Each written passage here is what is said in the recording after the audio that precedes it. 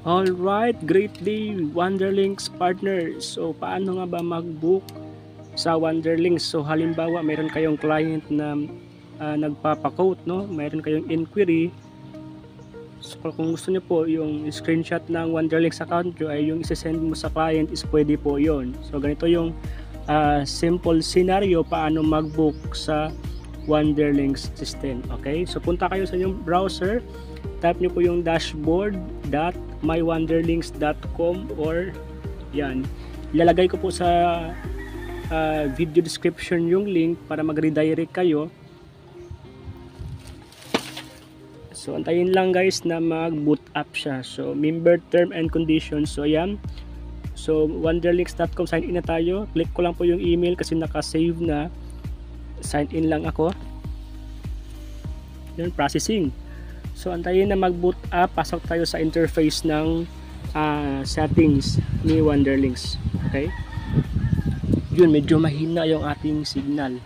So yun guys, no partners, members ni Wonderlinks, ganito po ang mag-book or magbigay ng quote sa yung customer kung baguhan ka pa lang at nalilito ka pa, di ka pa nagbo-book doon sa ating Wonderlinks. Okay? So sa Wonderlinks guys, pag-sign in nyo, kapag ma-receive nyo po yung account nyo, click nyo po itong account setting.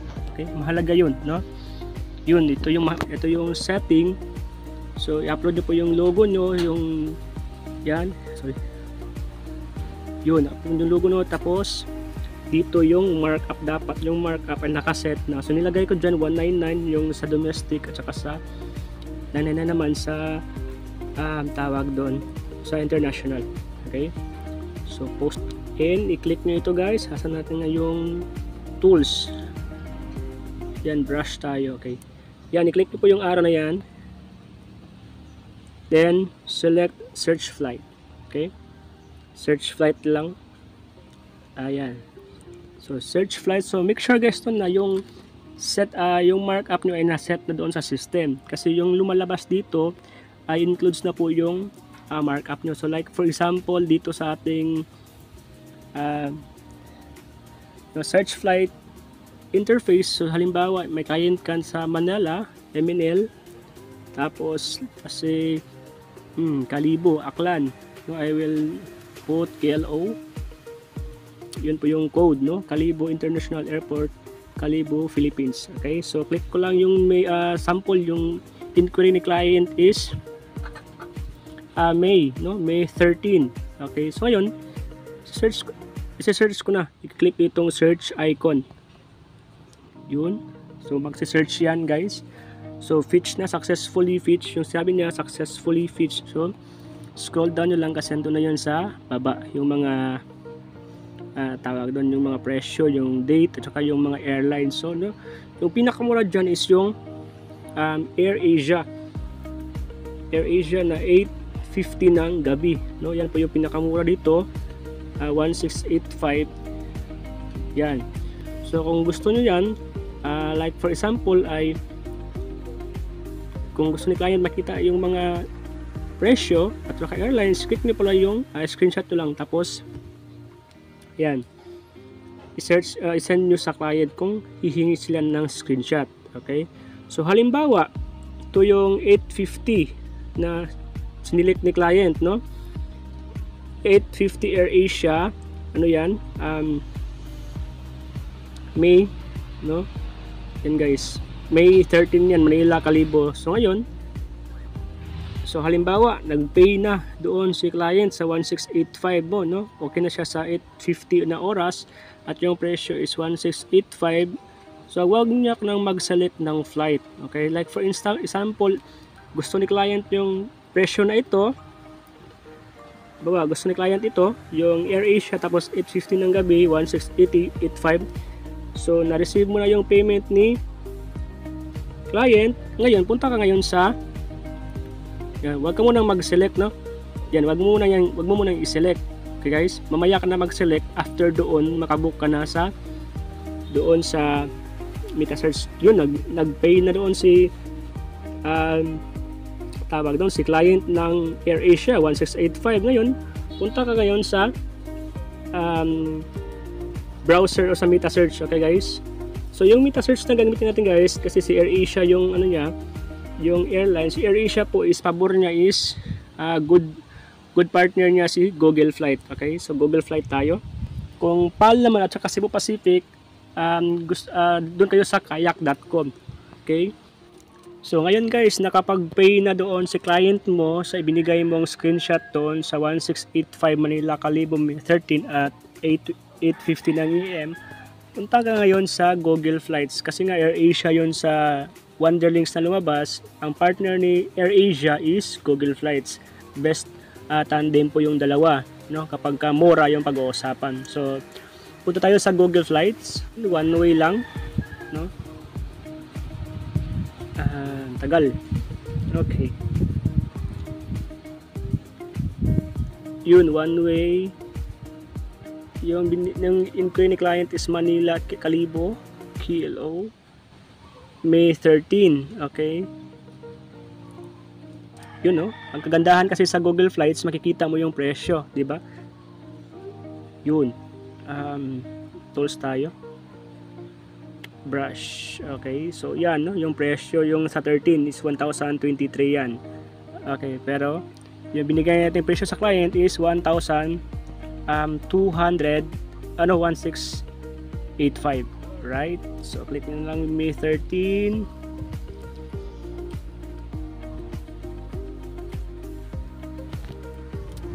Yan, so ito yung sinelect ni client na oras, itong 8:50 ng gabi, AirAsia. Okay, ito yung binigay natin na screenshot ni client, no? Tapos nakapag-pay siya doon ng 1685. Ayun, bibili natin ito. And click mo yan, yung AirAsia na 1032. Yan, i-click mo lang ito, no? Pagka-click mo kasi yan, i-click mo yan. So yun, no, Manila KLO one way economy class. So, dito guys, no, ngayon ito yung lalabas, ito yung mga booking options, no, si Kiwi, si Trip.com, si Airpass, at saka si Philippine Airlines, at saka si Agoda, marami pang iba, no. Kapag Google Flight, AirAsia yung airline, ang pinakamura dyan is si Kiwi talaga, no. Kiwi yung pinakamura dyan. So select natin yan si Kiwi, then click continue lamang. Okay, so make sure guys, no, sa dito sa pagbubook sa mga B2C like Kiwi, Agoda, Trip.com at sa Traveloka, so kailangan alam niyo na kung paano mag-book dito sa mga B2C na ito. Yun, konting reminders lamang, dapat yung email na gagamitin nyo is the same doon sa lahat ng B2C na nag-create kayo ng account. Yan. So kailangan guys, alam nyo po yung mga steps paano mag-book sa Kiwi, no? Sa Kiwi, sa Agoda, sa Trip.com at saka sa Traveloka. So kailangan alam nyo kung paano mag-book, no? Kung meron naman kayong mga existing booking dito, select nyo lang. So like for examples, ito si eto, no? Bakit may mga yan, select nyo po lang dito yung mga ganyan, yung existing na traveler. Kung wala pa naman ay i-click nyo itong dito, okay, primary messenger. So example is si Dan, o yung surname niya ay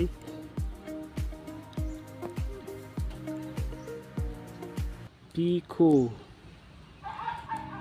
yung nationality. So kailangan guys is alam nyo kung paano mag-book dito sa mga Philippines. Sorry.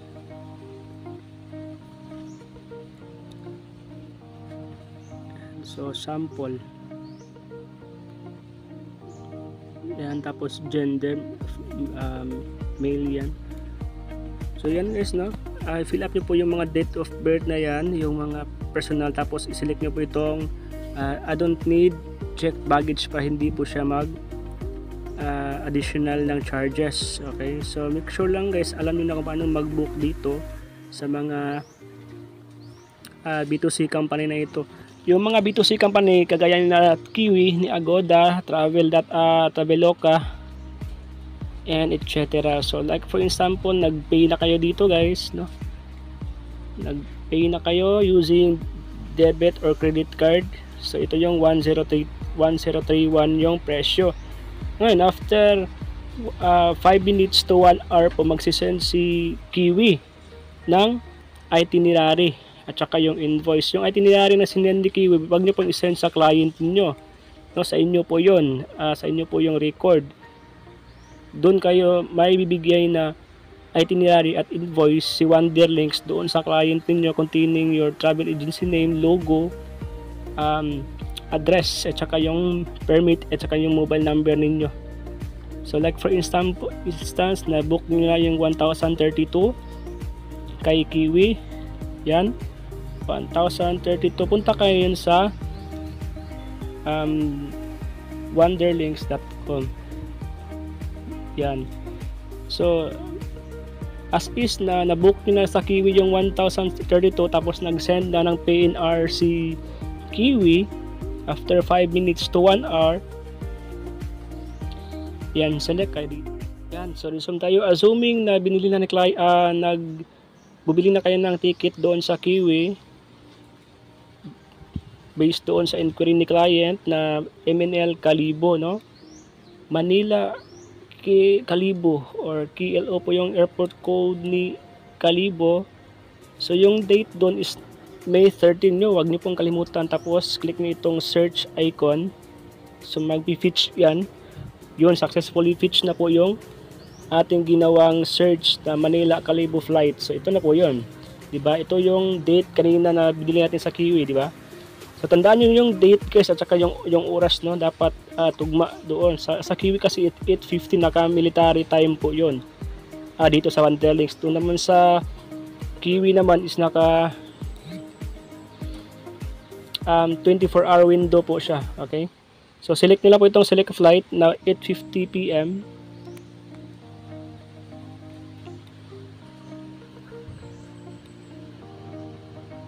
Yan, no? So sample doon yung client is ako kasi yun no. Yung client is ito, no? Yan. Okay. Sample na PNR na binigay ni Kiwi is Kiwi, no? Sample lang ito guys, no? 6 characters kasi yan. 1 2 3 4 1 2 3. Yun. Like for instance is yung PNR is Kiwi 1 2, no? 6 characters po yan. Tapos dito sa contact details dapat customer email ni customer yung dito. Like for instance, yung customer natin is si yun. Halimbawa, ito yung email ni client. Tapos yung number niya. So dito guys, number dapat ni client at saka number email ni client yung lagay nyo dito. Yan. So sa nabili mo yung sa Kiwi. So price select tayo guys. Yung source is Kiwi, click nyo yan, di ba? Ito yung binigay na presyo mo sa client, yung selling price 1685 pero nabili mo siya sa Kiwi ng 1032. Okay? So yan, so review nyo guys. Sa passenger details kung okay na yan, i-click nyo itong generate ticket. Kasi kapag na-click nyo yung generate ticket na yan, mag-a-appear yung itinerary at makakatanggap si client mo ng itinerary at saka invoice doon sa kanyang email and SMS notification. So ganun lang po kadali kung paano mag-book sa Wanderlinks system, no? Kailangan lang guys ay matuto kayong mag-book, paano yung steps na mag-book doon sa mga B2B or B2C, yung business to consumer app like Kiwi, Traveloka, Trip.com, Agoda, and etc. So yun guys, ganun lang po ka-simple paano mag-book sa ating Wanderlinks through outsourcing travel agency. So make sure na naka-follow kayo sa ating social media account and naka-subscribe kayo sa ating YouTube channel for future updates, no? So yun guys, thank you for watching. Bye.